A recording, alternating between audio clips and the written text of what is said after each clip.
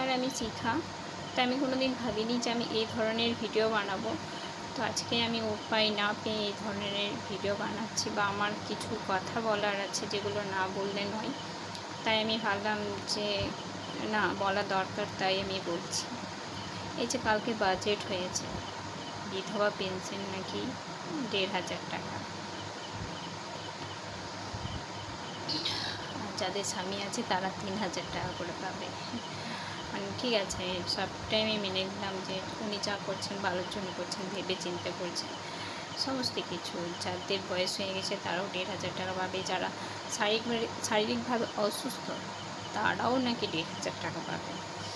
তো খুবই ভালো জিনিস, কিন্তু যাদের হাত পা নড়িয়ে খেটে খাওয়ার মতন ক্ষমতা আছে তারা ৩,০০০ টাকা করে পাবে। মানে যুবসাথী যেটাকে বলছে, বা যুবশক্তি যেটাকে বলছে, তারা ৩,০০০ টাকা পাবে। তারপর আবার গ্র্যাজুয়েশন পাস হতে হবে, আর যারা গ্র্যাজুয়েশন পাস নয়, মানে উচ্চ মাধ্যমিক পাস, মাধ্যমিক পাস, তারা নাকি ২,০০০ টাকা করে পাবে। খুব ভালো কথা, খুবই ভালো কথা। তো এখানে আমার বলার বক্তব্য একটাই, আমি আমারটাই বলছি। প্রথমত, আমি ২০১৭ সালে আমার স্বামী মারা যায়, আর আজকে ২০২৬, এতদিন ঘোরাঘুরি করে আমি কোনো একটা কাজের ব্যবস্থা হয়নি। তো নতুন সরকারকে বলবো, আমাদেরকে বিধবা পেনশনও দিতে পারবে না, আমাদেরকে একটা কাজ দেন, যাতে আমরা আমাদের ছেলেটাকে মানুষ করতে পারি, যাতে আমাদের ছেলেটাকে সেই একটা কাজের বড় করে সে একটা কাজ পাওয়ার যোগ্যতা বানাতে পারি, সেরকম একটা কাজের ব্যবস্থা করে দেন আমাদেরকে।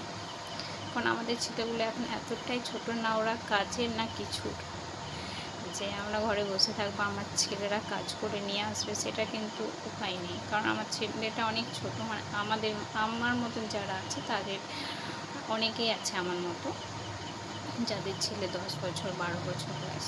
আমার ছেলের 12 বছর বয়স, না ওখানে কাজের মতো হয়, এখনও পড়াশোনা করার বয়স। আমি পড়াশোনা করাচ্ছি, আমি আমার ক্ষমতার মতো পড়াশোনা করাচ্ছি।